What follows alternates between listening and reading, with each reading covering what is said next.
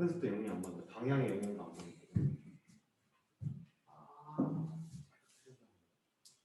승관이? 뭘까? 종문이 친구래. 승문이 친구래. 시간이 얘기 안 돼. 승문이는 화학 안 하는데. 네 학교에서 진도 좀 나갔어? 화학? 거의 안 나왔어. 중간고사 많이 어려웠지. 기말은 좀 쉬울 거야. 근데 또 이게 쉽다고 해서 또 다백점이 나오는 것도 아니에요. 니네 기말고사 어렵게 낸다 그러지 않다? 저요? 생명은 어렵게 나오지. 선생님 시간이 그만 얘기해. 없는 얘기 만들지 마. 절대로. 아니 문제를 모르겠어. 뭐가? 우주선이 지구에서 가는 거고. 뭐? 그러니까 지구에서 얘를 바라보고 있는데 느리게 가는 거잖아. 느리게 가는 게 뭐 속도는 같은데 시간이 느려진다고. 아 그러니까요. 속도가 느려지는 거고. 시간이 느려지면 걸린 시간이 작은 거 아니야? 걸린 시간이 길다니까요. 예를 들어 봐봐. 여기 우주선 안에 있는 사람 기준으로 봤을 때 네. 우주선 안에 비시계가 있어. 네. 이 사람이 여기 도착처까지 가는데 자기가 측정했더니 비시계가 3번 왕복하는 동안 도착했어. 그러면 여기 있는 사람도 비시계가 있으면 3번 왕복하는 동안 3번 왕복 이거 3번 왕복하는 동안 이것도 3번 왕복해야지 맞지? 우리가 생각할 때. 근데 얘가 봤을 때 이거 3번 왕복하는 동안 이거 보면 이게 3번 왕복을 할까? 안 하죠. 오래 걸리는 거죠.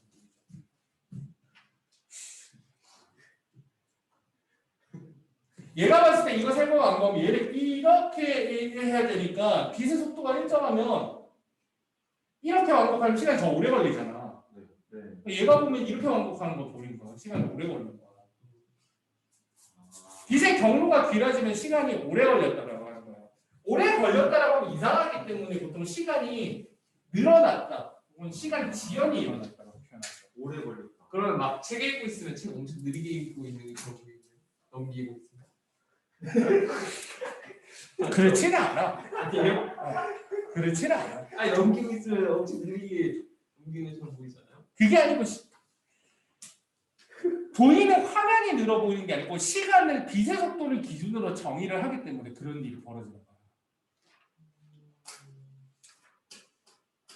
그러니까 우리가 생각할 때 시간이 슬로우 모션으로 보이는 게 아니고 실제로는 시간의 빛의 속도는 일정해야 되기 때문에 자기 옆에 있는 비시계랑 우주선 안에 있는 비시계랑 경로가 분명히 다르단 말이야.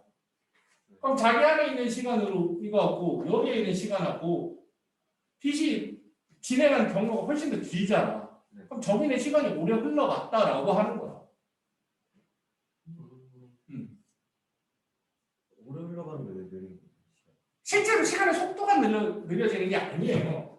시간의 속도가 느려지는 게 아니고 저기서는 시간이 오래 흘러갔다. 오랜 시간이 지났다. 정확히 하면. 나는 여기서 3초가 지났는데 저기는 6초가 흘렀구나. 이렇게 됩니다. 근데 그렇다고 해서 내가 3초 흐른 동안 저게 6초 흘렀으니까 저 시간이 빨라진다는 게 아니고 빛이 더 먼 거리를 갔다는 건 더 오랜 시간이 흘러갔어야 한다는 거야.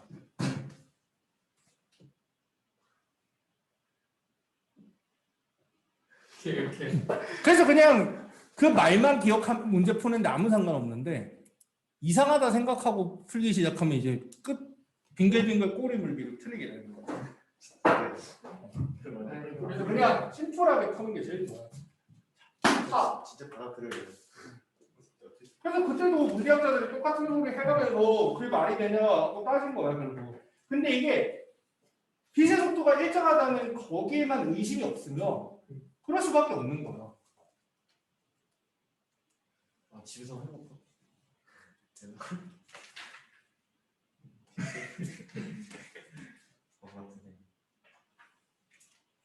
자, 2단원은 원자를 배우는 거죠.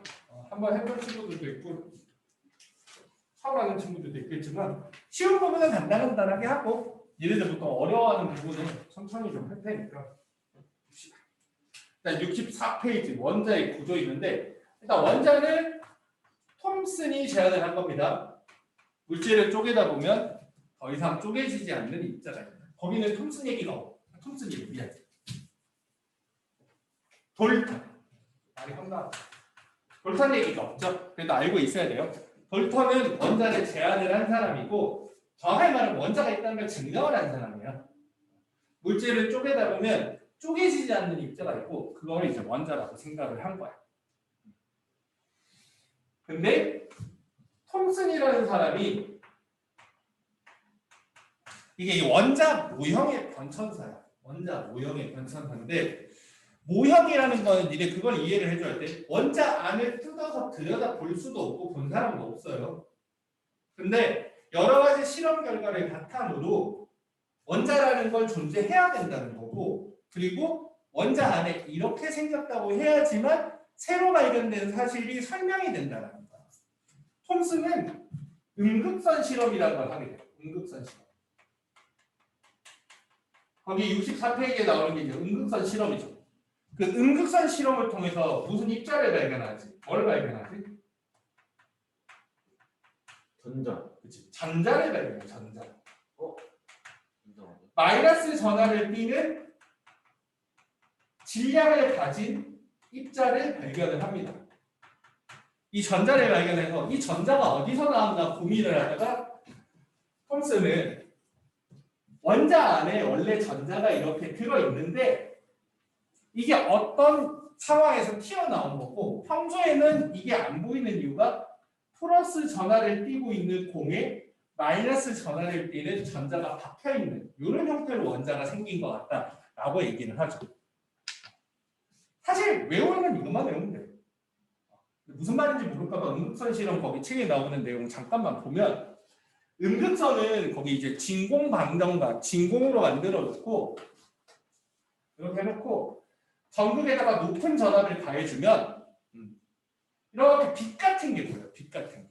전원장체나 연결을 하면 이제 빛 같은 게 보이는데 빛 같은 게 보이다 보니까 이게 어디서 어디로 흘러가는지 모르거든. 그래서 플러스 마이너스 바꿔서 여기 빵꾸 뚫어놓고 해보면 여기다가 마이너스 극을 연결하고 여기 플러스 극을 연결하면 이렇게 빛이 이게 뚫고 이렇게 구멍으로 통과하는 게 보이거든. 그래서 이제 마이너스 극에서 나와서 플러스 쪽으로 가는 빛이라고 해서 음극선이라고 표현하는 거예요. 음극선. 근데 육안으로 보면 빛처럼 보이는데 가장 중요한 게 여기다가 바람개비를 설치하면 바람개비가 돌아. 아주 가벼운 작은 소형 바람개비를 설치하면 조금씩 돌게 되거든. 원래 우리가 빛으로 바람개비는 못 돌려요. 햇빛으로 이렇게 바람개비를 돌릴 수 있나? 아니죠. 햇빛을 모아가지고 돋보기로 모아서 바람개비를 돌릴 수 있나? 바람개비 그치 태울 수는 있어도 돌릴 수는 없어.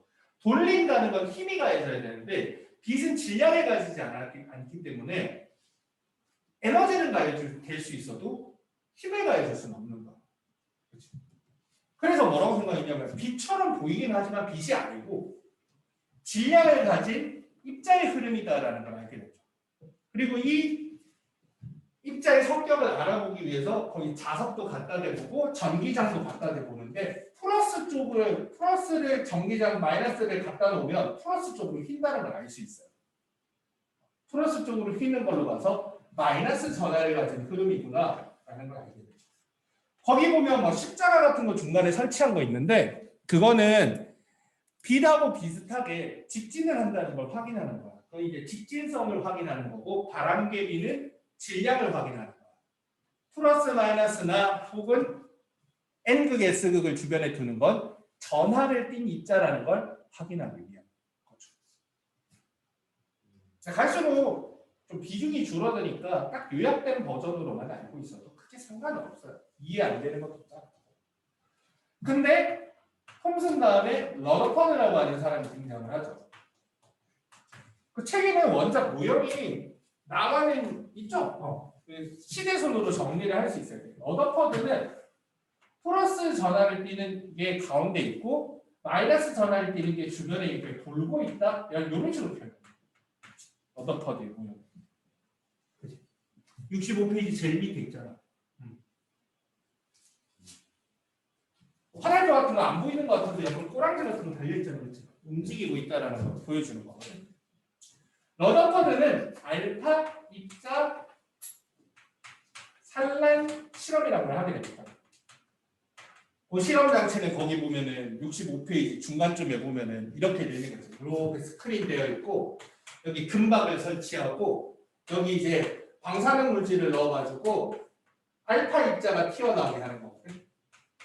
방사성 물질에서는 알파 입자, 베타 입자, 감마 이런 게 나오는데 그 중에서 이제 알파 입자가 나오는 방사능 물질을 넣어놓고 그걸 금박을 투과하는 실험을 해요. 굳이 금을 쓴 이유는 뭐지? 달. 어? 무슨 딱딱해서 했나? 통과할 수 있어. 금박에서 골드를 쓴 이유는 막 물어보시는 선생님도 있으니까 금박을 사용한 이유는 전성이 매우 커서야. 늘어나서. 그치. 가장 얇게 만들 수 있으신 그래서. 아주 얇게 필 수 있어서 그런 거야. 뭐 횟집이나 이런 데 가면 이제 막 참치 좋아해 혹시? 니네 나이 때는 참치 좋아하는 사람 잘 없더라. 생참치 좋아해? 오 어린이인가? 먹냐 서현이? 좋아해? 그 삼진집 좀 좋은 데 가면 이렇게 좋은 구에 위에 막 금박 이런 거 얹어주잖아. 금종이. 금 먹으면 어디에 좋은 줄 알아? 좋은 거 없어. 그냥 똥을 다. 그거 이제 올려주는데 그 금 올려주니까 비싸는데 그 금이 1g 정도만 있어도 얇게 피면 이거 교실만한 사이즈로 필 수 있거든. 근데 금종이 파는 거 진짜 얇아. 그거 올릴 때 핀셋으로 이렇게 쪽집게 같은 거. 워낙 얇아가지고. 그 집으려고 그러면 안 집히거든. 원래 이 실험의 의도는 두꺼운 걸로 차단하려고 한 게 아니고 투과성을 보는 실험을 하는 거야. 그래서 아주 얇게 해가지고 뚫리는지 보고 여기 이제 형광물질을 발라놔서 원래 알파 입자는 눈에 안 보이는데 투과를 해가지고 형광물질을 탁 때리게 되면 이제 빛이 나거든. 이걸 보려고 한 건데 한 장을 투과하면 두 장을 놓고 두 장을 투과하면 세 장을 놓고 아마 이런 의도였다고 알려져 있어. 근데 아주 얇은 금박을 놓자마자 예상대로 많이 투과는 되는데 말도 안 되는데도 빛이 나거든. 말도 안 되는데도. 뭐 이래는 말도 안 된다고 생각이 안 되겠지만 이거는 느낌이 이런 거야. 종이를 놓고 한 장을 놓고 총을 쏘면 당연히 뒤에 뚫고 갈 거고 한 장 뚫으면 두 장 놓고 투과력 실험하려고 그랬는데 첫 장 놓고 총알 다다닥 쐈는데 총알이 408명 튕기는 거야. 1000발을 쐈는데 990발은 뚫고 지나갔는데 한 10발 정도가 튕기는 느낌. 이런 느낌이거든. 이게 굉장히 황당하죠. 그래서 이게 튕긴 이유는 원자 안에 알파 입자가 부딪히면 꺾이거나 튕기게 할 수 있는 뭔가가 있다는 거죠. 근데 이거를 원자 핵이라고 하죠. 핵을 발견하는 실험입니다. 페이크로 많이 나오는 게 알파 입자 산란 실험을 통해서 양성자를 찾았다 이렇게 잘 나오거든. 양성자를 찾은 게 아니고 원자 핵을 찾은 거예요. 원자 핵을. 이 원자 핵은 굉장히 밀도가 높고, 그러니까 원자의 대부분은 빈 공간이라는 걸 알 수 있어요. 대부분은 빈 공간이고, 대부분의 질량이 거의 한 점에 다 모여 있다는 거예요. 그렇지 않으면 알파 입자를 꺾어버릴 정도는 안 되는 거예요. 평균적으로 원자가 질량이 골고루 분포한다고 했을 때는 절대로 저렇게 꺾을 수가 없어요. 이 대부분 이 원자 전체 질량이 한 점에 다 모여 있고 나머지는 거의 텅 비어 있는 구조여야지만 이 실험 결과가 나와요. 그리고 플러스 전환을 띈다는 것까지도 알 수 있어요. 그 이유는 이 알파 입자의 정체가 잘 물어보거든. 헬륨 이렇게 되거든. 읽을 때는 뭐라고 하냐면 헬륨 원자 핵이라고 부릅니다. 알파 입자의 정체는 정확히는 고에너지 헬륨 원자핵인데 그냥 화학책에는 헬륨 원자핵이라고 나와요. 플러스 전하를 띠는 입자를 꺾어버리고 튕겨버렸으니까 이게 마이너스 전하는 아니라는 거야. 플러스는 가운데 모여있다. 그리고 톰슨 선배님이 찾아놓은 전자도 있다고는 해야 되니까 그 전자들이 주변을 빠르게 돌아다니고 있어서 가운데로 끌려가지 않고 원자를 유지하고 있다. 이렇게 생각을 하는 거죠. 이게 러더퍼드 시험. 그래서 실에서도 이렇게 조금씩 발전을 하게 되죠. 거기까지가 이제 65페이지 내용이죠. 한번 쭉 읽어는 보세요. 중요한 내용 다 설명했습니다. 여기는 이거 아니어도 시험 낼게 많아가지고 1단원보다 좋은 건 하나 있어. 1단원은 어떤데? 계산은 짜증나고 외울 거는 많고 약간 이런 느낌이잖아. 2단원은 외울 것도 별로 없고 계산도 없어. 대신에 겁나 헷갈릴 거야. 나중에 이제 뒤에 주기성까지 하게 되면. 66페이지 보면 알파 입자 산란 실험과 원자 모형 되어 있는데 톰슨식 원자 모형이면 절대로 훅 꺾이지 못한다는 걸 위에 보여주는 거야.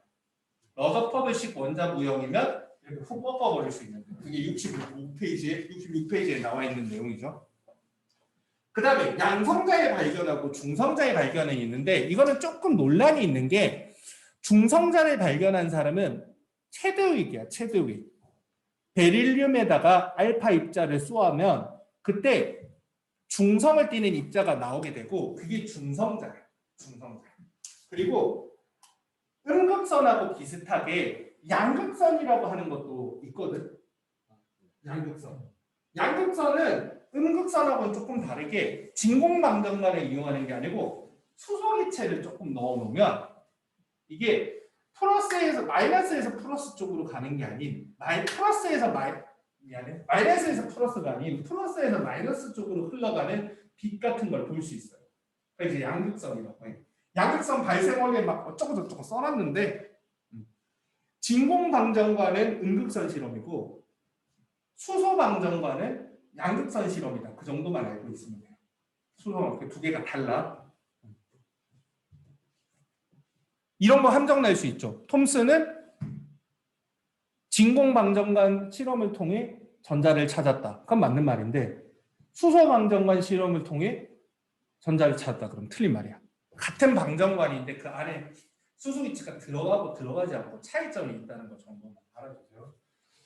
그러면 똑같은 상황이라서 음극선처럼 음극선이 나오는데 그게 공중에 있는 수소기체랑 부딪혀갖고 때려가지고 그 수소에서 전자가 벗겨지면서 수소에는 우리가 중심에 양성자가 있잖아. 그 양성자가 마이너스 극쪽으로 끌려가면서 양극선이 나온다라고 알려져 있거든. 원리는 안 물어봐요. 근데 여기가 보면 알겠지만 양극선을 발견한 사람은 골트슈타인. 근데 그 양극선의 전체가 양성자라는 걸 안 사람은 뭐래? 또 러더퍼드라고 돼 있잖아. 근데 이게 학교 시험 문제 되게 애매해. 책마다 조금씩 다르게 나와 있어갖고 양성자 발견한 사람은 골트슈타인이라고 돼 있는 책도 있고 러더퍼드라고 돼 있는 책도 있어. 그래서 조금 논란이 있거든. 학교에서 프린트나 이런 거 주면 여기 어떻게 설명해 준지 잘 듣고 그냥 찜찜하면 못 들어서 놓치면 선생님한테 선생님 양성자 발견은 누가 했어요? 라고 물어봐. 선생님 좀 유식하게 대답해야지 물어봐야지 선생님이 대답해 주겠지. 선생님 전자는 톰슨이 발견했잖아요. 그럼 양성자는 누가 발견했어요? 물어봐. 그럼 선생님 몰라도 돼. 그러면 시험 안 나오는 거야. 몰라도 돼. 그럼. 그냥 보통 내가 이렇게 말해주는 건 안전장치 정도야. 거의 안 나와. 안 나오는데 나오면 혹시 가끔 변태 선생님 있을까 봐. 근데 보통은 골트슈타인이라고 더 많이 나오는 편. 왜냐면 러더퍼드는 원자핵을 발견했는데 또 양성자 발견한 것도 헷갈리잖아. 괜히 또 이거 생각하다가 러더퍼드는 양성자도 발견하고 원자핵도 발견했는데 이러면서 니네가 스스로 함정에 빠지지 말고 너무 오버해서 생각할 필요 없는 거야. 그리고 양성자 발견하고 중성자 발견은 거의 시험에 잘 안 물어봐. 그걸로 인한 원자 모형도 따로 없고. 왜냐면 양성자는 전자가 있으니까 플러스 전하를 띠는 입자도 있을 수 있겠다라고 발견되기 전에 이미 예측이 좀 되었어. 중성자는 플러스 전하를 띠는 입자들이 가운데 있으려면 플러스 전하를 띠는 입자들이 모여 있어야 될 텐데 플러스끼리 모여있다는 건 되게 이상한 거거든. 이런. 그렇지, 원래 밀어내는 거니까. 그러면 아마 플러스 전하를 띄는 입자들을 붙잡아줄 뭔가의 입자가 있을 거다라고 생각을 했고, 그 중성자의 존재가 예측이 되었었어. 발견을 한 사람이 최두입인 거야. 그래서 그 중성자 발견은 되게 늦죠. 1932년. 되게 늦죠. 다른 거에 비하면 한참 늦어요. 그게 발견이 늦었어요. 그 정도만 알면 돼요. 근데 이 정도만 알아도 문제 푸는데 별 상관없습니다. 그다음 이제 68페이지 넘어가면 실제로는 우리가 여기서 끝나는 게 아니지. 이 다음에 무슨 모양, 보호 모형을 배워야 되고 오비탈 모형을 배워야 돼. 이래가 보통 통합과학 때 배우는 원자핵이 있고 주변에 껍질 이렇게 있어서 전자 채워져 있는 이 모양 있지. 이게 보호 모형이야.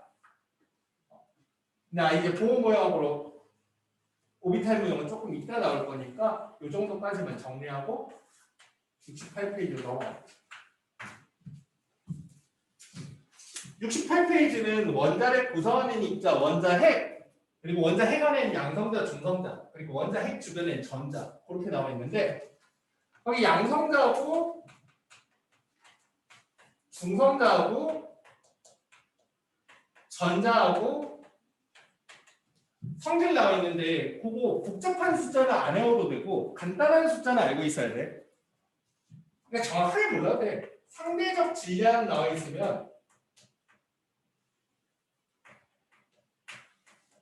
어떤 책은 1836분의 1이고 어떤 책은 1837분의 1이고 어떤 책은 1839분의 1인데 1837분의 1이 많거든. 여기서 중요한 거는 전자 하나 무게에 비해서 중성자지 양성자가 약 1800배 이상 무겁다. 이런 시험 문제가 나온 건 본 적이 없는데 만약에 전자의 질량을 1이라고 했을 때 중성자의 질량은 얼마인가라고 하면 니네 얼마더라 고민하지 말고 약 1800배 이렇게 씁니다. 틀렸다고 못해서 1800 뭐 30 몇 배인지 이렇게 안 써내거든. 그러니까 대부분의 질량은 원자의 대부분의 질량은 양성자, 중성자가 차지하고 있다는 이게 중요한 거예요. 여기서 전자는 질량이 거의 없다라고 생각해요. 전자 질량이 있으면 골치 아파. 이온되고 할 때 전자 나가고 들어올 때마다 질량 계산 다시 해줘야 되는데 그때 우리가 양이온이랑 음이온을 원자랑 따로 계산 안 해주는 이유가 전자가 굉장히 가볍기 때문에 그렇습니다. 그리고 거기 상대적 전하값이 있어요. 상대적인 전하. 양성자는 플러스 1이라고 했을 때 중성자는 전하가 안 띄니까 0인 거고 전자는 마이너스 1의 전하량을 띄죠. 정확한 전하량 값은 1.6 곱하기 10의 마이너스 19승 쿨롬이야. 1.6 곱하기 10의 마이너스 19승. 플러스 1.6 곱하기 10의 마이너스 19승 쿨롬인데 이거는 외우지는 않아도 되는데 이거는 쓰는 문제가 가끔 있거든. 그거 정도만 알고 있습니다. 이렇게 쓰여요. 이렇게. X 원자의 핵 전하량은 1.92 곱하기 10의 마이너스 18승 쿨롬이다.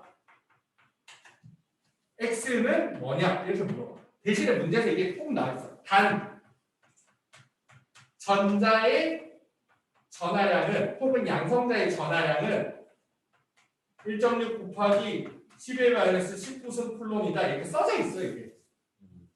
그러면 이거 써져 있는 거 바탕으로 해갖고 전자가 마이너스 1.6 곱하기 10의 마이너스 19승 쿨롬이니까 양성자는 플러스 1.6 곱하기 10의 마이너스 19승 쿨롬일 거 아니야. 여기 나오는 핵전하는 뭐냐면 원자 안에 양성자가 여러 개 들어있잖아 보통 수소 빼놓고는. 그러니까 이게 몇 개 들어있어야지 이만큼 값이 되는지 그것만 계산하면 돼. 잘 안 보이냐? 얼마냐? 1.92 곱하기 10의 마이너스 18승 이렇게 나오면 니네 다 막았는데 지수 맞추고 나면 잘 보여. 이게 19승이라고 여기 18승 돼 있는 경우가 많거든. 이거 19승으로 고치면 어떻게 돼? 19.2잖아 19.2 그치? 그러면 1.6 곱하기 얼마 해야지 19.2 나오는지 그것만 계산하면 되지. 12 나오지 12. 12가 왜 탄소냐? 죽을래? 전자 12개구나. 양성자 12개니까 12번인 거고 12번은 마그네슘인데 나 원자를 생각했다. 원자를 생각. 잘 그래. 아 원자 번호인데 원자량인 줄 알았어요. 그래서 매년 한 놈씩 본다. 정신을 똑바로 차려. 이상한 거 틀려오지 말고 자꾸. 아 진짜 어려워서 틀려오면 내가 뭐라 하나. 뭐라 하는 게 아니고 어려워서 틀려오면 내가 대역죄인이지. 이상한 걸 틀려오고. 재밌냐? 이상한 거 막 틀려오면? 네, 아니 이상한 거 시켜가. 아 재미없어. 세상에 여자친구 그래서 없는 거야. 저 3년 동안 안 만들기로 했어. 소연이가 하고 여자한테 빠지는 거 보고 싶어. 공부 잘하는 친구랑 사귀어갖고 공부 더 열심히 할 수도 있지. 헤어져고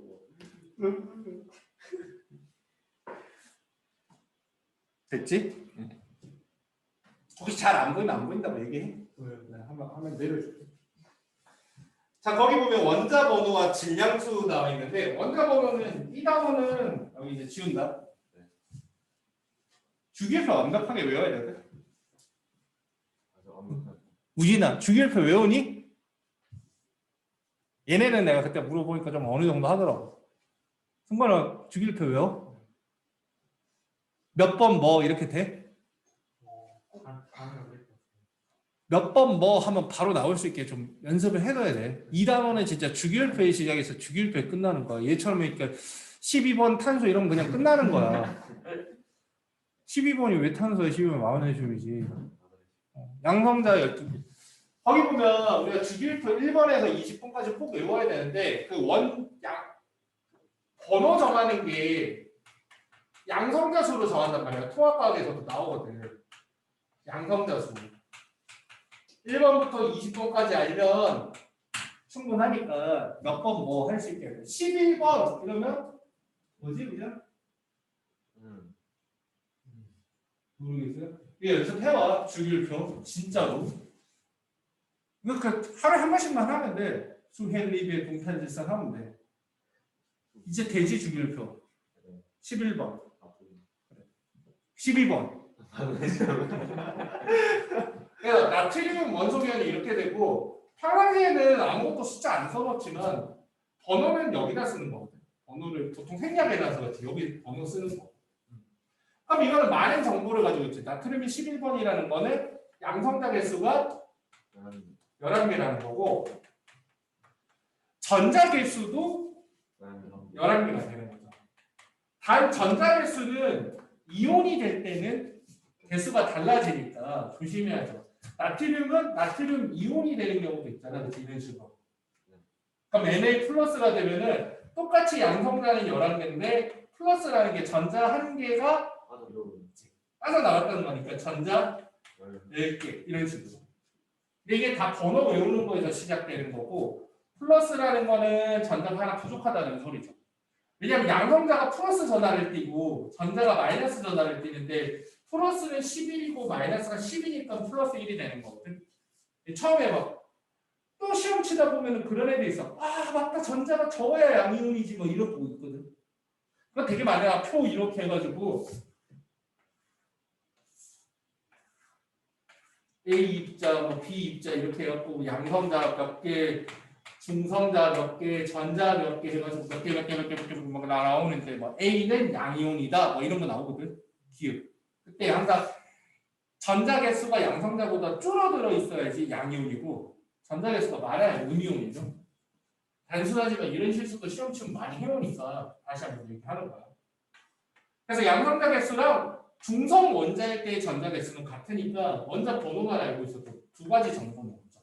그리고 아까 전에 양성자도 무겁지만 중성자도 겁나 무겁잖아. 그래서 원자에서는 양성자하고 중성자 수를 합친 게 질량을 결정하는데 굉장히 중요하거든. 그래서 여기다가 이제 질량수라고 하는 걸 쓰게 돼. 질량수. 나트륨은 보통 질량수가 23이거든. 23이라는 건 이거는 질량수는 안 외워도 돼. 질량수는 외울 필요는 없어. 니네가 원자량 외우는 거 1단원에서 배워서 원자량 아는 거 있으면 원자량하고 질량수랑 거의 같은 값이야. 원자량이 질량수인 게 아니고 정확하게 말하면 처음부터 정할 때 질량수 12인 탄소를 원자량을 12로 정했기 때문에 원자량하고 질량수가 비슷한 값을 가지는 거야. 그러니까 질량수는 양성자하고 중성자하고 더한 값이니까 양성자가 11개인데 질량수가 23이 되려면 중성자는 12가 되겠지? 12개. 이렇게.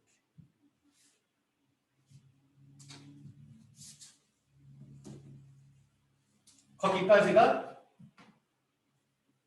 69페이지 위에 있는 거지. 원소 기호랑 여기 원자번호하고 질량수. 만약에 이렇게 표시되어 있으면 할 줄 알아야 되고 주관식으로 그냥 뭐 이렇게도 잘 나와. 뭐 양성자 뭐 9개, 뭐 전자 10개, 뭐 중성자 10개 되어 있는 거를 원소 기호로 표시하세요. 그러면 양성자 9개니까 9번이잖아. 9번이면 뭐냐? 플루오린. 중성자가 10개니까 질량수는 19고, 그치? 전자가 10개니까 마이너스 상태죠. 이렇게 써야지 답이 되는 거죠. 이게 또 눈으로 보는 거랑 써보는 건 달라가지고 이렇게 문제 나오면 여기다가 이렇게 써보는 게 좋아. 써보는 게. 안 써보더라고, 니네는. 여러 개가 물어보니까 동시에 항상 그렇게 써가지고 찾는다고 생각을 하는 게 좋아요. 그 다음에 이제 동위원소. 킬러까지는 아닌데 요새 여기에 좀 까다로운 유형이 조금 있어가지고 유형 얘기도 같이 하면서 기본 얘기도 같이 하고 동위원소.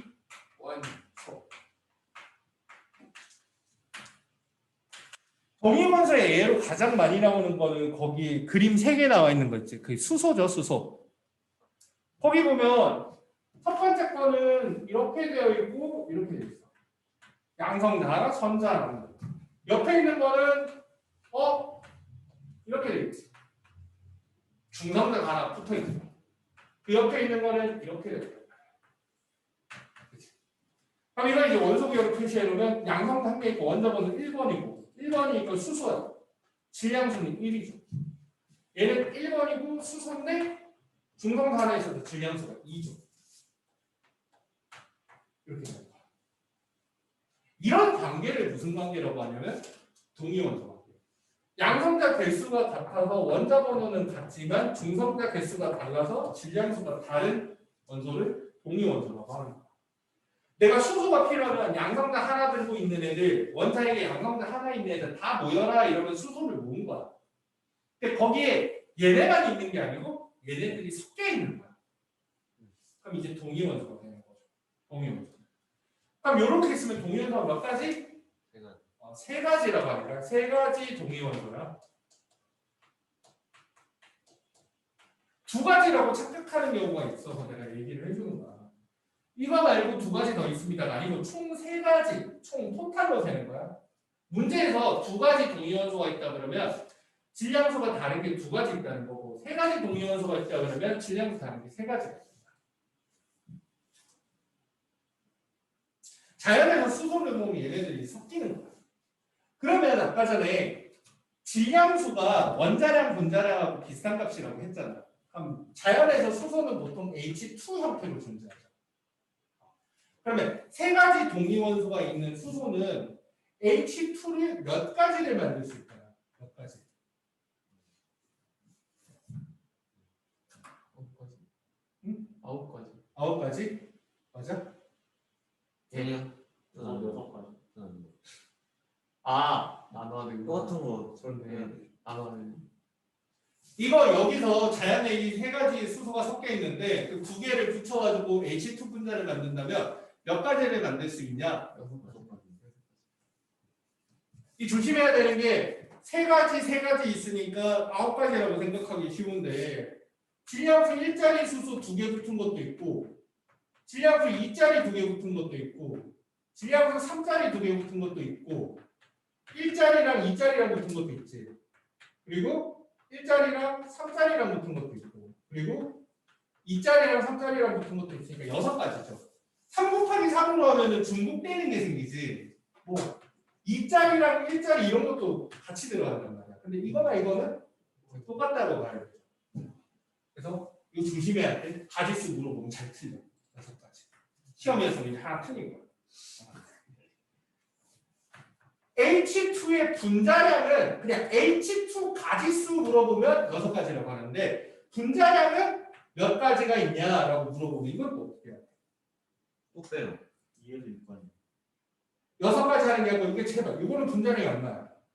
2 이러면 돼. 얘는 분자량이 3 얘는 4 얘는 4 얘는 6 얘는 5 2, 3, 4, 5, 6 4가 2가지 있잖아. 그러니까 어떻게 해야 돼? 5가지만 써야 돼. 별거 아닌데 이거 미리 안 알려주니까 시험 문제 나올 때 틀리더라고. 이런 문제도 있으니까 알아두세요.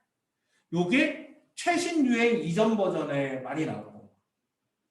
니네 학교 선생님 옛날 문제 너무 좋아하는 것 같으니까 꼭 알고 있어. 저기서 뭐지? 질량수랑 그거랑 같아요. 원자량이랑 같다고 생각하면 돼요. 같다고 생각하면 돼요. 하나 중성자 늘어날 때마다 1씩 늘어나는 거예요. 그렇죠. 괜히 수학적으로 복잡하게 접근하지 말고 그냥 쓰세요. 써보는 게 제일 좋아. 만약에 이제 동위원소가 어떤 X라고 하는 녀석이 자연에서 X야 모여라 라고 했더니 질량수가 10짜리랑 12짜리랑 이렇게 딱 2가지만 있더라 이거야. 그럼 이거 가지고 내가 X2를 만든다 그러면 분자량이 총 몇 가지가 나와요? 분자량.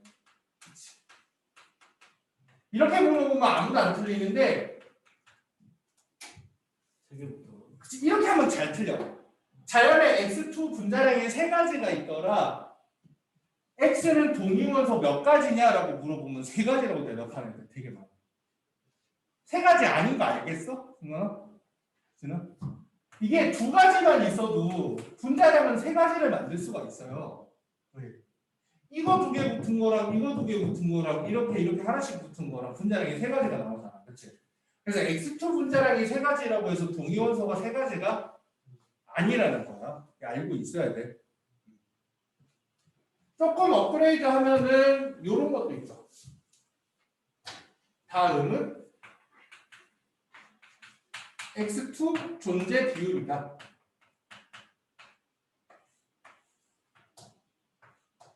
내가 틀린 방법이 뭐지?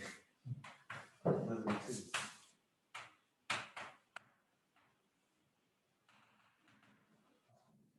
9분의 1, 9분의 4, 9분의 4에서 20, 22, 24. 그럼 이제 질문은 뭐예요? 동위원소는 3가지이다 라고 하면 어떻게 돼요? X의 동위원소는 3가지이다 그러면 이것도 맞아요. 방금 했는데 틀리잖아요. 틀리. 3가지. 동위원소. 이거 왜 틀린지 알겠어? 분자량 X2 존재비잖아. X2 3가지 만들려면은 2가지면 됩니다.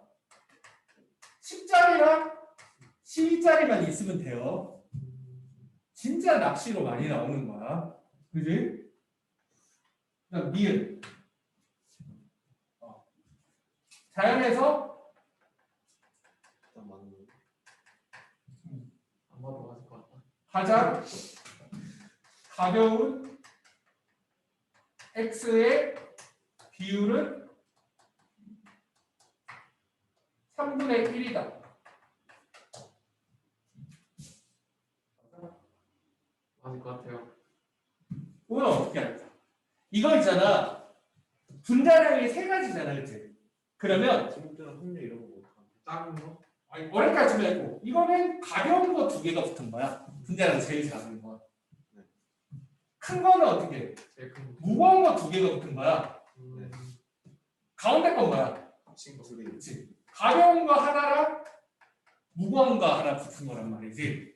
근데 자연에서 가벼운 거 2개 붙을 확률이 9분의 1이라는 건 자연에서 가벼운 게 3분의 1만큼씩 존재한다는 뜻이야.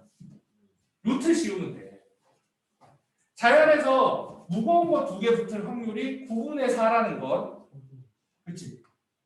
무거운 원소의 존재 비율이 3분의 2이기 때문에 3분의 2 곱하기 3분의 2 무거운 거 2개 연속 골라갖고 붙일 확률인 거야. 아 저게 존재할 확률이에요? 그쵸? 벌칙이? 존재 비라고 그냥 해놨잖아. 비율이 확률이잖아. 존재 비율.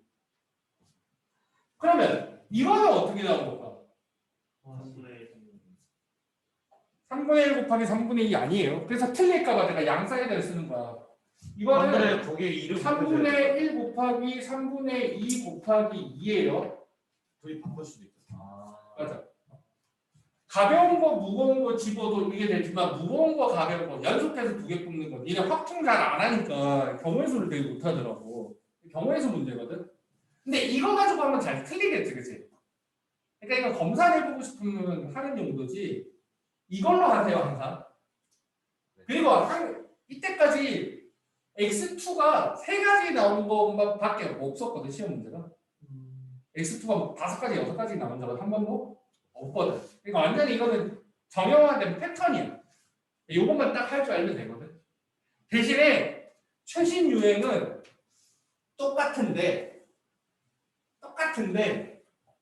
어떻게 나오냐면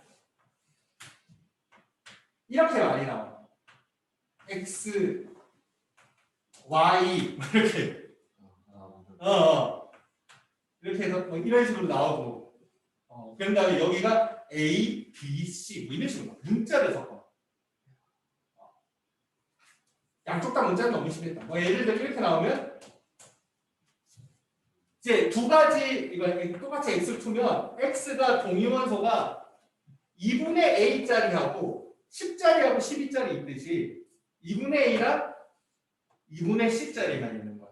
이런 식으로 문자로 나와 있어도 숫자로 하는 거랑 똑같이 할 수 있게만 하는 거야.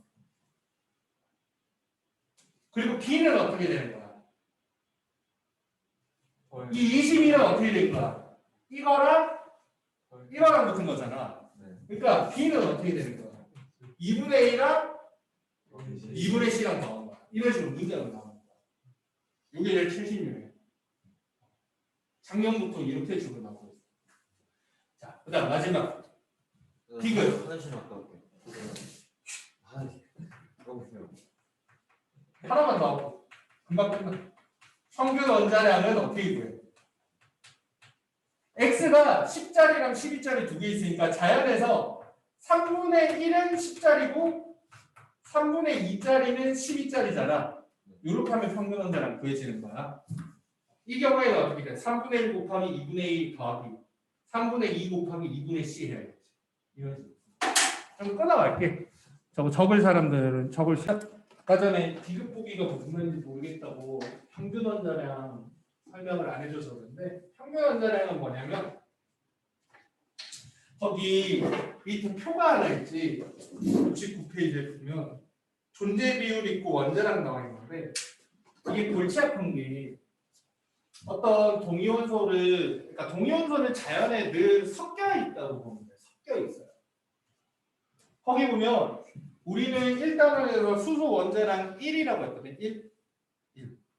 거의 1 정도로 했는데 사실 수소는 원자량 1이라고 해도 별 상관이 없어. 왜냐면 대부분 99.9885%가 원자량 1에 가까운 질량수 1짜리 수소고 질량수 2짜리 수소는 원자량이 한 이 정도 되는데 자연에 0.011% 정도밖에 없기 때문에 이 정도면 그냥 귀찮으니까 그냥 1 해도 크게 상관은 없어요. 탄소 같은 것도 우리가 원자량 12로 그동안 1단원에서 공부를 해왔던 건 질량수 12짜리가 거의 99%니까 상관이 없는데 문제는 염소 같은 애들이야. 염소 같은 것들은 17번인데 17번아 모여라 이러면 질량수 35짜리랑 37짜리가 모여요. 즉 얘는 원자량이 약 35고 얘는 원자량이 약 37이라고 생각하면 되는데 얘가 보통 존재 비율이 한 75% 대 25%. B로 따지자면 한 3대 1 정도 존재하는 거예요. 그러면 염소 모아놓고 예를 들어 원자량 35라고 하기에는 37짜리가 너무 많이 섞여 있어.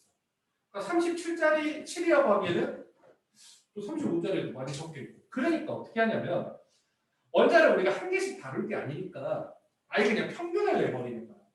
한 100개 정도 CL을 만들면 모으면 35짜리가 75개고 37짜리가 25개니까 그걸 100으로 나누면 개당 평균이 나오죠. 이렇게 계산해도 되고 아니면 이 비율이 있으니까 4분의 3은 35짜리고 4분의 1짜리는 1은 37로 존재한다. 이렇게 해도 다 똑같이 35.5가 나오죠. 우리는 그래서 이걸 원자량으로 많이 쓸 거예요. CL 같은 경우는. 그러니까 여기서 이제 평균 원자량을 구하는 건 10짜리랑 12짜리가 섞여 있는데 존재 비율을 고려를 해가지고 네가 x를 쓰게 되면 요 계산을 딱 하게 되면 얼마냐? 3분의 34 이렇게 되니까 한 11점 얼마냐? 333 이렇게 나오잖아. 그러니까 너가 이거 x라는 거 다룰 때 우리가 원자량 일단은 했던 대로 하면 1몰 질량을 한 11.3g으로 잡으면 된다. 이게 평균 원자량 쓰는 거야. 매번 그 존재 비율 고려해가지고 하기 귀찮으니까 평균 원자량을 미리 계산을 딱 해버리면 그냥 그 평균 원자량으로 몰 계산하면 된다는 거죠. 여기까지 하면 첫 번째 단원이 끝나죠. 소단원 하나 끝.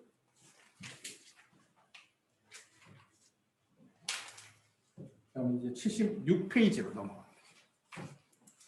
문제 풀어보고 모르는 거는 무조건 물어보면 돼. 이 새로운 친구들은 선생님 전화번호 모르죠. 선생님 전화번호 등록해놨다가 모르는 거 많으면 일주일 묵혀두지 말고 바로바로 질문하면 대답해 줄 수 있는 건 바로 질문해 줄게요. 복잡한 거 같은 경우에 그냥 다음에 와서 하자라고 하고. 나는 니네 번호를 다 아나? 새로운 친구도 번호 다 입력해놨나? 확인만 좀 하자. 승관이는 번호 입력해놨고 우진이도 번호 입력해놨으니까 나는 니네 번호 아니까 사상하면 돼. 오비탈 하고 싶어? 예. 오비탈까지 못할 것 같은데? 다음 시간 하지. 학교에서 진도 나갔냐? 방송부? 네, 다 나갔어요. 오비탈 하고 있어요.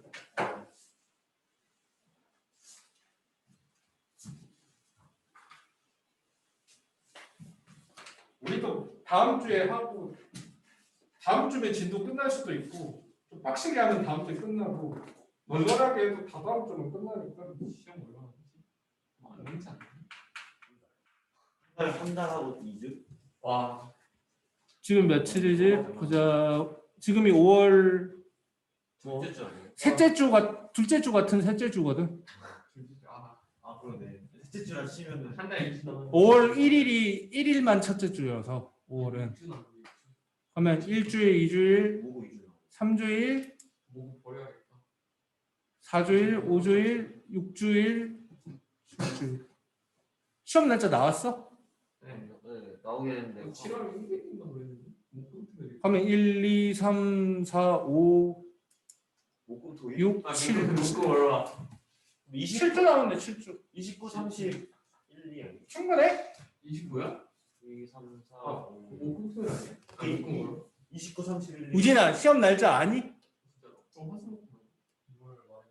그렇지. 뭐 대충 그렇게 볼 거야. 아 이게 수학 1교시인 이유가 공통 과목이어서 그리고 공통 과목 다 1교시 아, 그렇네. 76페이지 피면 보호의 원자분인 거죠.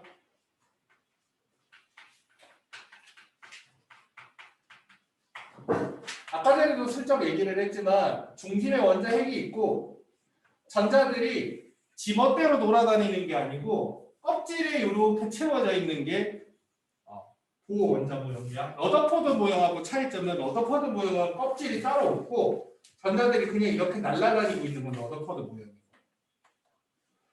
새로운 원자 모형이 자꾸 등장을 하는 이유는 그 새롭게 발견된 사실이 있기 때문에 그걸 설명하기 위해서 기존의 원자 모형이 뭔가 부족하기 때문에 새로운 구조가 추가가 되는 거거든.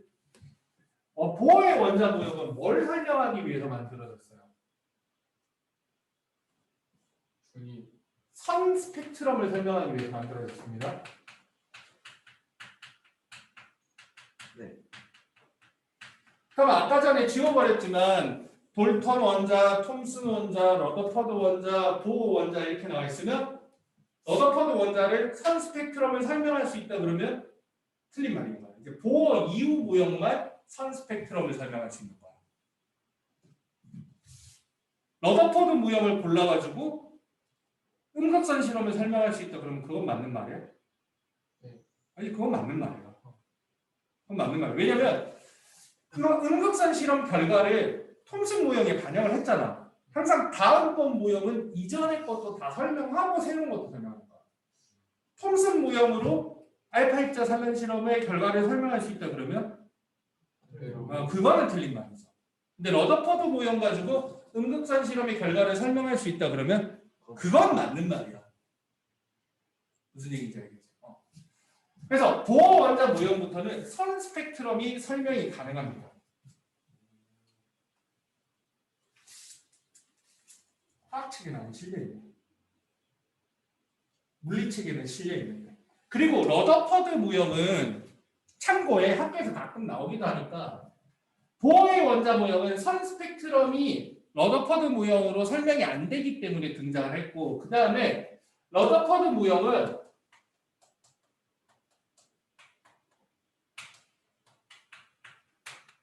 원자의 크기가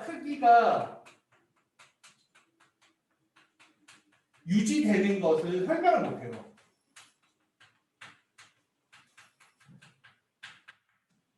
이게 무슨 말인지 모르겠어요. 원자의 크기가 유지된다는 거. 이게 무슨 얘기냐면 러더퍼드 모형은 그냥 이렇게 그려놓거든. 원자 핵이 있고 전자들이 이렇게 주변에 이렇게 원자 안에 들어있단 말이야. 근데 이제 러더퍼드는 생각이 이런 거지. 플러스 마이너스 서로 당기니까 당겨가지 않으려면 전자는 끊임없이 운동을 해야 되고 이게 빠른 속도로 운동을 하게 되면은 이게 인력이 있어도 빙글빙글 주변에 돌기만 돌지 끌려가지는 않는다. 이렇게 생각을 한다. 이렇게 생각을 했는데 문제는 뭐냐면 우리가 전하를 띠지 않은 물체들은 외력이 작용하지 않으면 운동 에너지가 감소하지 않는데 이런 전하를 띈 물체들은 운동을 하게 되면 조금이기는 하지만 맥스웰 전자기하에 의하면 전자기파를 방출을 무조건 해야 돼요. 즉 에너지를 방출을 한다는 소리거든. 나올 수도 있고 안 나올 수도 있으니까 참고만 해. 에너지 방출을 하게 돼요. 그러면 전자가 에너지를 운동을 하다가 조금씩 방출을 하게 되면 결국에는 전자가 속도가 느려지게 될 거고 안으로 끌려 들어와가지고 원자는 쪼그라들 수밖에 없어요. 러더퍼드 모형에 의하면. 근데 원자는 쪼그라든다는 증거는 어딜 가도 없거든. 원자가 크기가 유지되니까 세상이 유지가 되는 거죠. 이거를 러더퍼드 모형의 한계 중에 하나예요. 러더퍼드 모형은 원자 크기가 유지되는 거를 설명을 못해요. 근데 이 보어 모형은 원자 크기 일정하게 되는 거 설명 가능합니다. 딱 한 가지 얘기를 해서 딱 하는 거죠. 그리고 보어 원자 모형에서 중요한 키워드가 있죠. 보어 원자 모형에서 제일 중요한 키워드는 무슨 실험이 아니고 뭐다? 불연속인 에너지 준이라고 하는 단어가 등장하면 이거는 보어 원자 모형에 관련된 설명 혹은 보어 원자 이유 오비탈 모형에서도 이렇게 되거든요. 보어 원자 때 전자가 가질 수 있는 에너지 상태는 연속된 게 아니고 불연속이다라고 하기도 하고 불연속적하고 다른 말로 허용된 에너지 준위만을 가질 수 있다라고 얘기해요. 근데 이 키워드가 보어 모형하고 관련이 있는 거는 기억을 하고 있어야 되고 이게 무슨 말인지는 이제 차차 설명을 하겠죠. 전에도 그랬는데 이번에도 거꾸로 설명할 거야. 처음 듣는 친구들도 있고 그러니까. 일단 거기 선 스펙트럼이라고 하는 거는 보면 통합과학에서도 나온 적이 있는데 어차피 통합과학에서 배웠던 얘기는 안 나올 거야. 그 연속 스펙트럼하고 선 스펙트럼하고 이제 화학 시간에 이제 소개를 하고 있는데 보통 단일 기체 방정관에서 나오는 빛을 보면 선 형태의 방출 스펙트럼이 나와. 선 스펙트럼이 나온다라고 하거든. 통합과학에서는 흡수냐 방출이냐 이것도 막 구분하라 그러는데 기체 방정관에서 나오는 건 다 방출 스펙트럼이어가지고 그냥 선 스펙트럼이다라고만 얘기를 해요. 보통 밀도가 높은 물질에서 나오는 스펙트럼은 무조건 연속 스펙트럼이 나오는데 기체 방정관, 밀도가 낮은 물질에서 에너지를 가해줘서 나오는 빛들은 선 스펙트럼이 나오거든. 근데 이 선 스펙트럼이 왜 나오는지를 설명도 잘 못하고 어떻게 해야 될지 하다가 오른쪽 페이지, 77페이지를 보면 사람 이름이 3명이 등장합니다. 77페이지. 뭐가 나오지? 나이먼, 발머, 파센 이라고 하는 사람이 등장해. 거기 보면은 까만색으로 이렇게 쭉 돼 있고 선이 막 그어져 있잖아. 그 선이 이렇게 돼 있단 말이야.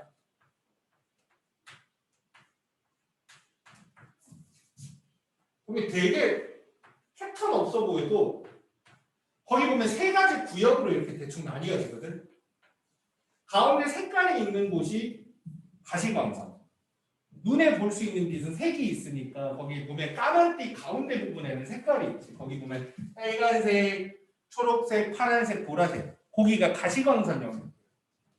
빛은 파장이 존재하죠. 파장으로 따졌을 때 이 가시광선 영역은 약 400에서 800 나노미터 정도 수험이나 350, 700, 그러니까 400, 750이 조금 더 정확한 값인데 굳이 얼마부터 얼마냐고 딱 물어보지도 않으니까 외우기 쉽게 이렇게 합니다. 보통 빛의 파장. 파장이 뭔지 모르는 사람을 위해서 얘기하자면 빛은 파동이에요.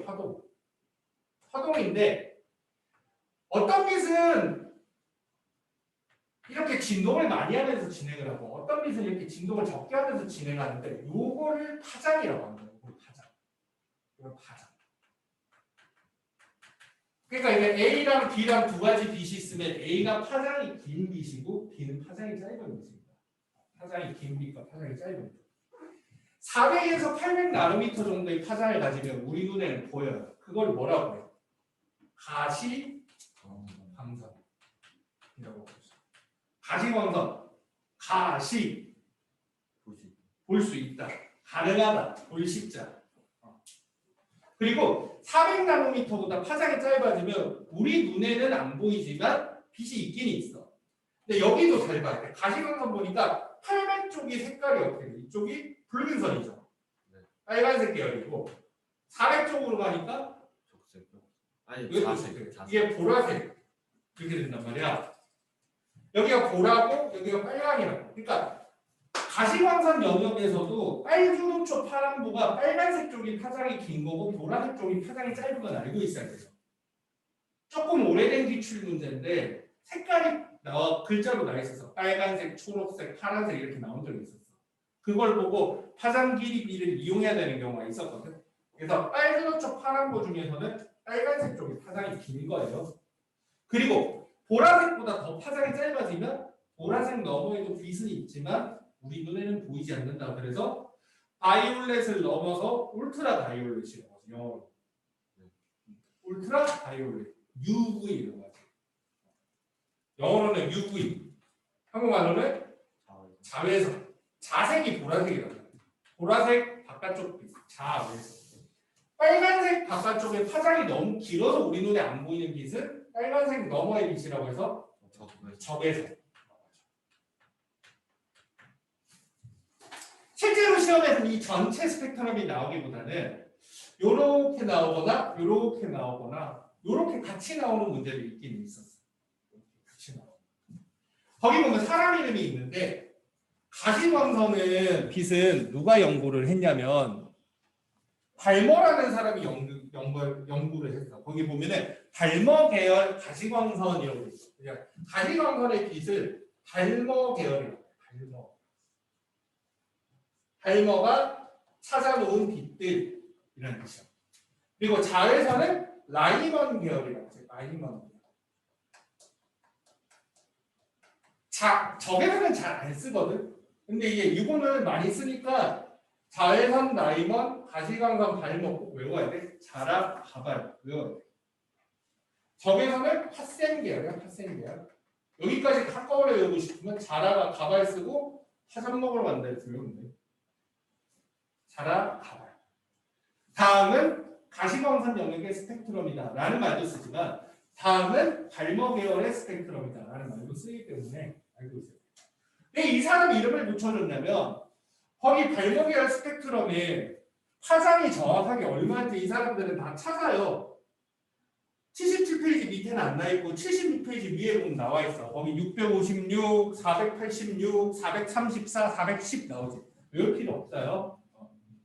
그 이제 발목 계열은 파장이 정확하게 얼마인지 발목가 다 찾고, 라이먼 계열은 라이먼이 다 찾고, 파센 계열은 적외선은 파센이 다 찾고, 그런 다음에 그 숫자만 조사한 게 아니고 그 숫자의 규칙성도 조사를 했거든. 그 수열의 일반항을 찾아내요. 근데 보면 알다시피 숫자가 되게 언뜻 보면 규칙이 410, 434, 486, 656 규칙적으로 보이나?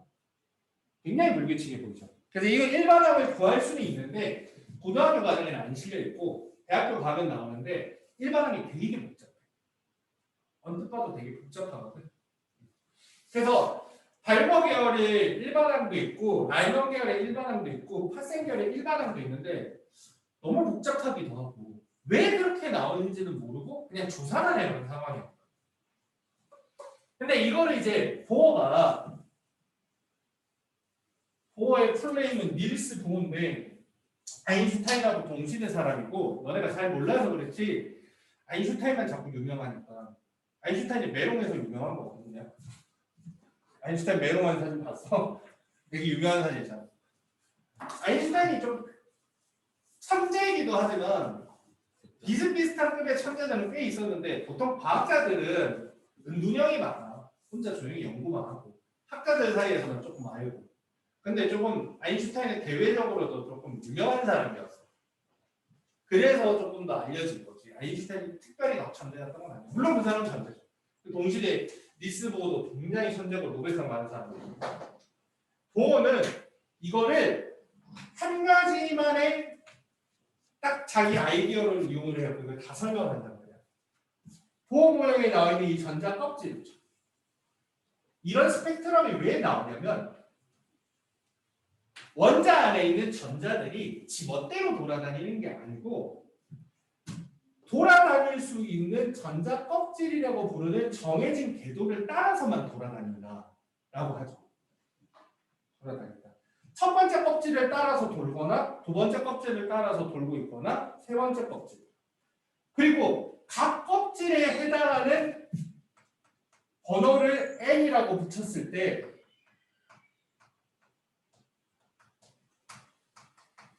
네 개만 그렸는데 실제로는 껍질은 더 있습니다.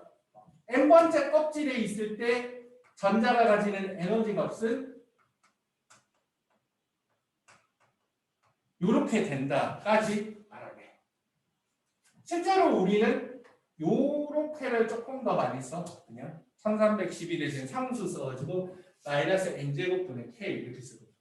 이게 무슨 의미를 가지고 있냐면 아까 말했지만 여기 써놓지는 않았는데 얘네를 식이 원래 되게 복잡하다 그랬잖아. 이 사람들 차가운 식. 보어식은 딱 보면 알겠지만 별로 복잡한 식이 아니야.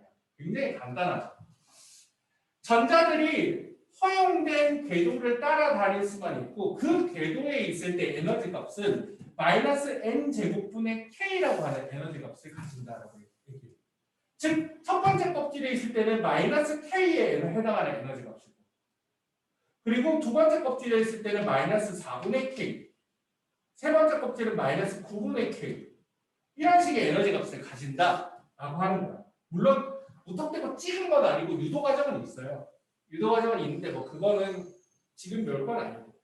그런 다음에 어떻게 하냐면 전자들이 이 껍질 사이를 왔다 갔다 할 때 그 에너지의 차이 값이 있을 거 아니야. 그 차이만큼을 흡수하거나 방출하는 거고 그것 때문에 선 스펙트럼이 나온다는 거야. 보어가 말하는 아이디어는 이거야. 두 번째 껍질에서 첫 번째 껍질로 가는 경우에 마이너스 k와 마이너스 4분의 k의 차이 4분의 3K에 해당하는 에너지를 방출할 수 있지만 이거와 이거 사이값 4분의 3K를 제외한 다른 에너지 값들을 방출을 할 수는 없는 거야. 그러니까 가질 수 있는 에너지 상태가 불연속적이기 때문에 방출할 수 있는 에너지 값도 정해진 값만 존재하는 거고 그래서 스펙트럼이 선이다라고 얘기해요. 근데 이렇게 복잡하게 문제에서 안 나와. 왜 선 스펙트럼이 나오냐 그러면 전자가 가질 수 있는 에너지 상태, 에너지 준위가 불연속입니다. 이렇게만 얘기해요. 그럼 이제 발버랑 라이먼이랑 파셀이랑 이 사람들이 보어가 자기 다 이거 스펙트럼 다 설명한다 그러니까 놀랬을 거 아니야, 그치? 어떻게 설명하는데? 이 발버 계열에서 파장이 가장 긴 빛이 656 나노미터에 해당하는 빛이야. 이거는 이제 보어가 이렇게 설명해. 제 모형에서 전자들이 껍질에 왔다 갔다 하는데 세 번째 껍질에 있다가 여기 조금 잘 안 보이니까 밖으로 뺄게. 세 번째 껍질에 있다가 두 번째 껍질로 전자가 이동을 하게 되는 경우에 세 번째 껍질에 있을 때 에너지 상태는 마이너스 9분의 K고 두 번째 껍질에 있을 때 상태는 마이너스 4분의 K야. 그치? 36분의 5K에 해당하는 에너지가 되거든. 어떤 빛의 에너지를 알게 되면 그 빛에 해당하는 진동수와 그 빛에 해당하는 파장을 구할 수 있는 공식이 있어요. 이건 보어가 만든 공식이 아니고 원래 존재하던 방정식이에요. 맥스웰 방정식인데 H는 상수기 때문에 니네는 넣고 계산할 일은 없어. 작년에 파성과인가 계산하는 거 나왔어. 근데 어차피 숫자가 다 주어져 있어가지고 계산은 할 수는 있게 나왔었는데 아무튼 어떻게 하는 거냐면 소리띠를 안 하고 배가 나와가지고 보험은 요 에너지 차이 있잖아. 36분의 5K를 여기다 대입을 해요. 그럼 H랑 C는 상수거든. H는 플랑크 상수라고 하는 상수야. 그리고 C는 아까 빛의 속도, 광속이고 F가 진동수, 람다가 파장이거든. 아무튼 여기다 에너지 넣고 여기 상수 두 개 대입하면 파장이 딱 계산이 돼요. 656. 얘는 식 되게 단순한 거 하나만 쓰는 건데. 그러니까 놀란 거지. 그러면 이것도 설명해 봐 있더니 이거는 네 번째 껍질에 있다가 두 번째 껍질로 전자가 갈아탈 때 그때 차이만큼 에너지 나온 거를 여기다가 계산해 보면 파장이 딱 400 얼마였더라? 50 몇인가? 430 몇인가? 486 그게 나오는 거야. 내가 못 외우는 공부 안 해도 되는 거야. 요거는 어떻게 된다? 요거는 이게 3에서 2고 이게 4에서 2니까 이거는 5에서 2. 그치. 5에서 2. 요거는 6에서 6에서 2 이렇게 되는 거야.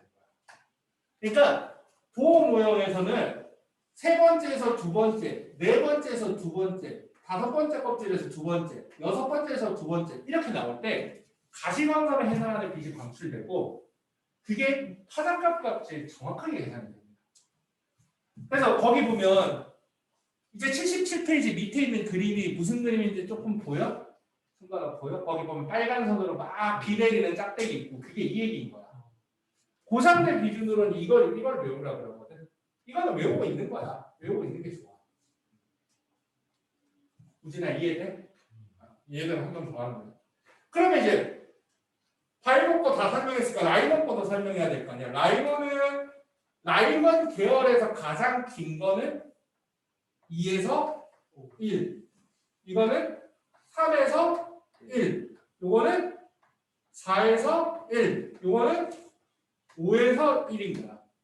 그 에너지를 여기다 넣으면 딱 나와. 그래서 그 위에 표 조그만 거 있지. 거기 보면 발머 계열 가시광선 영역 해가지고 옆에 뭐라고 써져 있어요.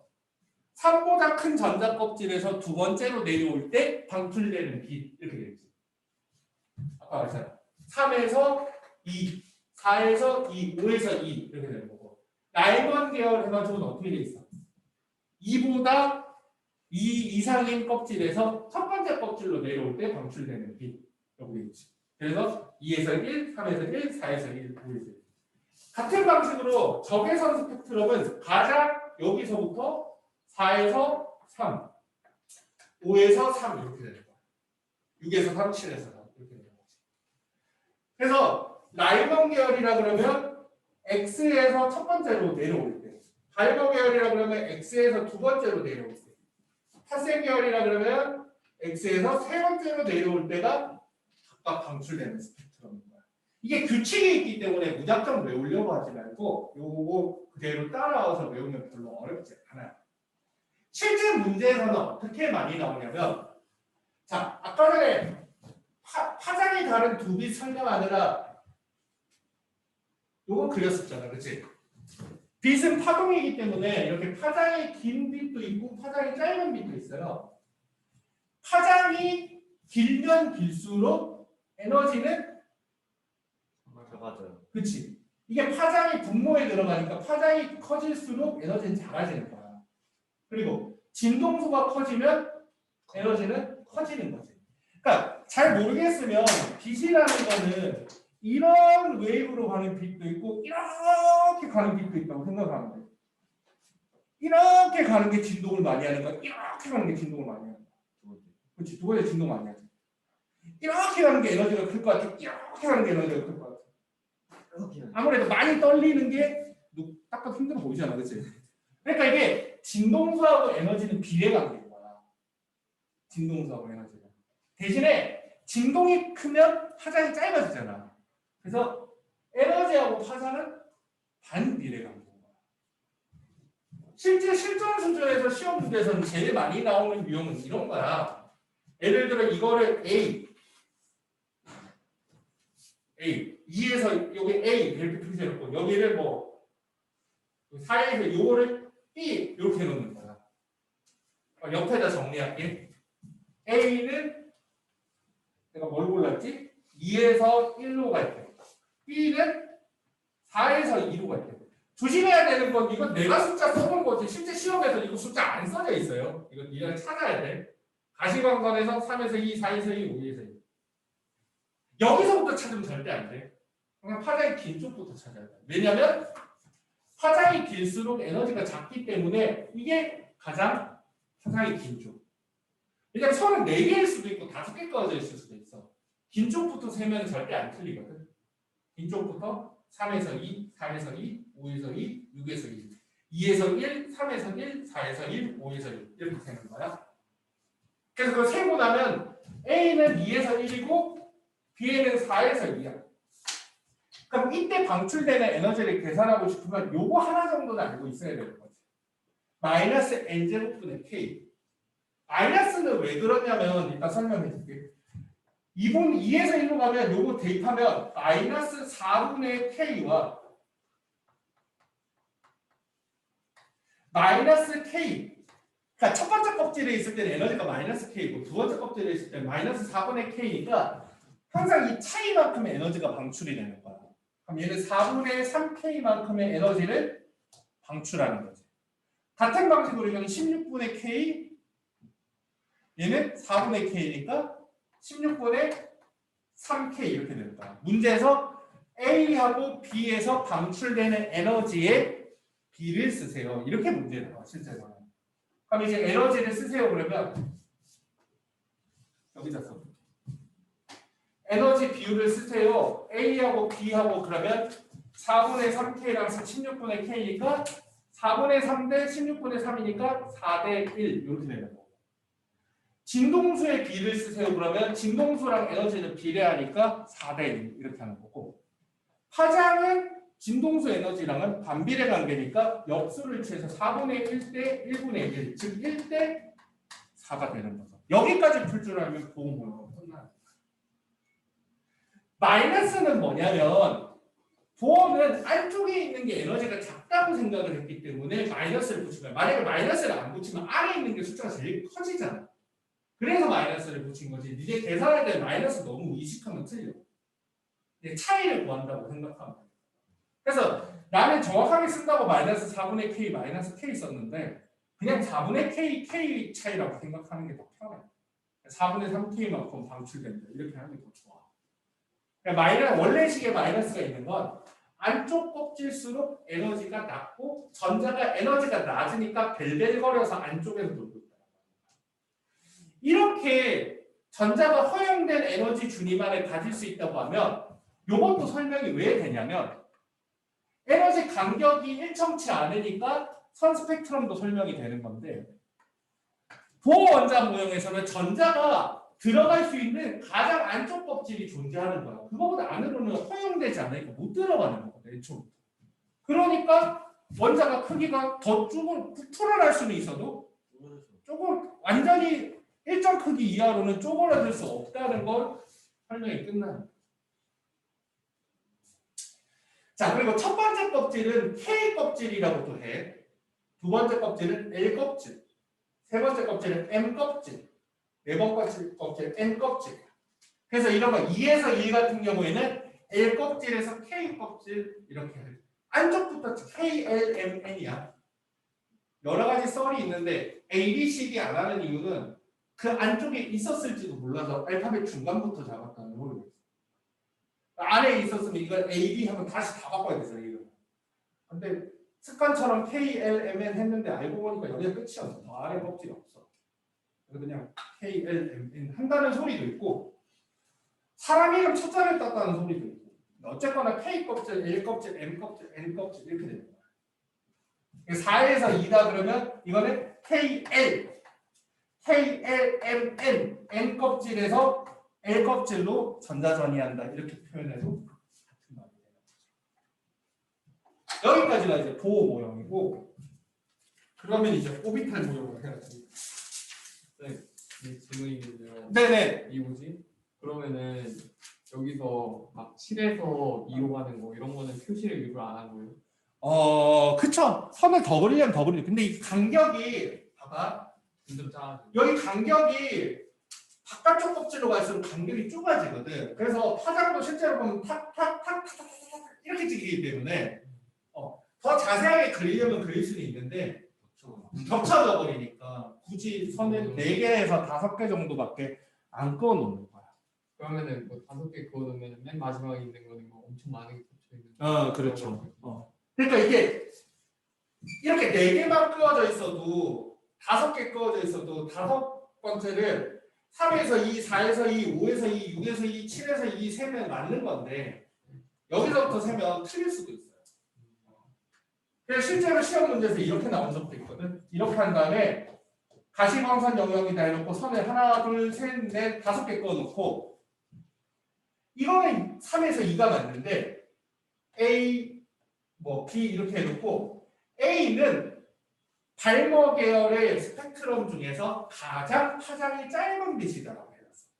그러면 3에서 2, 4에서 2, 5에서 2, 6에서 2, 7에서 2가 아니고 가장 짧은 파장이라는 건 가장 에너지가 크다라는 거죠. 그럼 가장 에너지가 크려면 3에서 2, 4에서 2, 5에서 2, 6에서 2가 있고 제일 바깥쪽에서 2로 내려오는 거죠.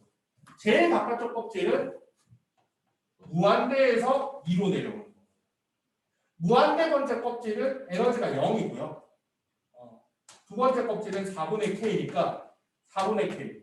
근데 이거는 문제에서 나와 있어야지 이렇게 쓸 수 있는 거야. 이렇게 나왔던 적도 있기 때문에 무조건 센다고 해서 마지막 거 되는 건 아니야. 근데 괜히 이거 말해주면 헷갈릴까봐 나중에 문제 나올 때 하면 돼. 그럼 뭐 생략했다 보면 돼요. 그렇지. 한 4개. 그리고 이건 혹시나 얘기해 주는 거야. 그냥 말로만 해줄게. 예전에 실제로 수능에 나왔던 건 아니야. 근데 어디선가부터 그 얘기가 돌기 시작해서 뭐 시도교육청 모의고사에 한 번 정도 한두 번 나온 적이 있고 학교 선생님들 중에서 나이 많은 선생님들이 가끔 쓰는 말이 있는데 실제로 발모 계열 스펙트럼 중에서 눈에 볼 수 있는 선은 4개밖에 없어.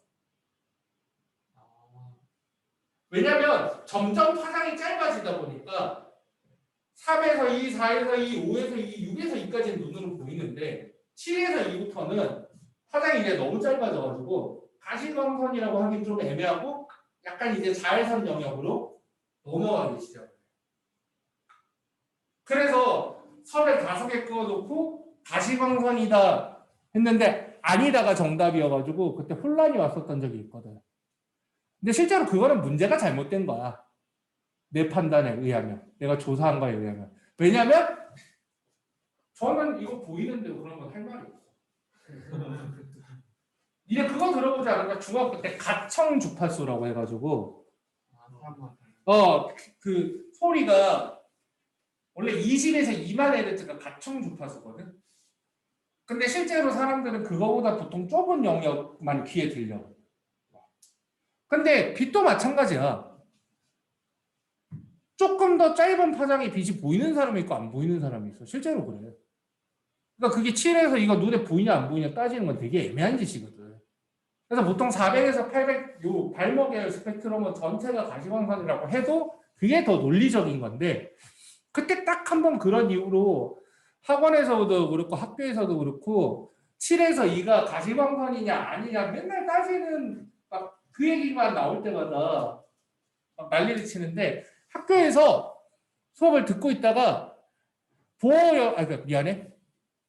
발머 영역 스펙트럼 중에서 4개까지만 가시광선이다라는 말을 선생님이 특별히 안 하는 이상은 신경 안 써도 돼. 안 했어. 보통 안 하죠. 최근에 했다고 들은 적이 없어. 최근 몇 년간 나도 들은 적 없어. 혹시나 해서 그냥 내가 조심해라 라고만 얘기를 하지. 또 나중에 와서 선생님이 얘기를 해줬니 안 해줬니 할까 그냥 얘기를 해주는 건데 안 나와.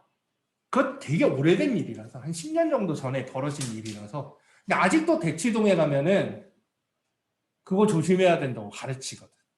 혹시 인강이나 그런 데서 그런 얘기를 들었을까 봐. 신경 안 써도 돼. 안 나와. 그냥 무조건 X번째 2보다 바깥쪽 껍질에서 2로 내려올 때는 가시광선이 나온다라고 하면 맞다라고 하면 돼요. 문제 없어요. 그럼 이제 보호 모형이고 오비탈 모형이 이제 남기는 있는데 오비탈 모형은 뭐 한 30분도 안 남았으니까 다 설명하고 불가능하고요. 간단한 얘기만 살짝 하고 말게요. 현대 원자 모형은 오비탈 모형이라고도 하고 현대 원자 모형이라고도 하는데 보호 모형으로도 뭔가 한계가 있으니까 다음 모형을 하겠죠?